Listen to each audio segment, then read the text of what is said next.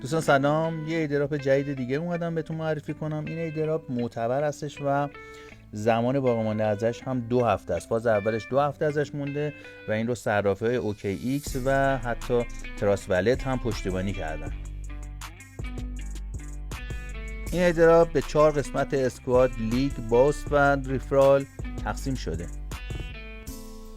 خب مثل بقیه ایردراپ‌های شبکه تون، ارز این ایردراپ هم با تب زدن و امتیاز گرفتن میشه مان کرد. ما در قسمت بوست یه ریستور انرژی داریم که ما روزانه میتونیم رو کلیک کنیم و با تب زدن امتیازات رو جمع بکنیم. قسمت بعدی مربوط به تعداد کلیک ها و مقدار انرژیه که با امتیازامون میتونیم اینها رو افزایش بدیم. قسمت کوئس هم مانند تسک ها و انهای ایردراپ های دیگه است که با زدن انجام هر کدوم از این تسک ها امتیاز جمع میکنیم.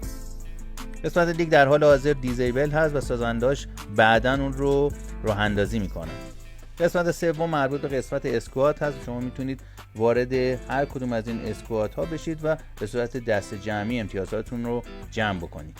و اما آخرین قسمت هم قسمت ریفرال و همون کد دعوت هست که شما میتونید با ارسال کد دعوتاتون به دوستانتون امتیازهای بیشتری رو نصیب خودتون بکنید. خب عزیزان، اگر دوست دارید که به این ایردراپ ورود بکنید و با ما امتیازهای خودتون رو جمع آوری بکنید و از اخبار و زمان لیست شدن این ایردراپ با خبر بشید، حتما کلمه زنجیر رو واسه من کامنت و دایرکت کن تا لینک ورود به این ایردراپ رو برات ارسال بکنم. فراموش نکنید برای دوستانتون هم ارسال کنید و لایک هم یادتون نره.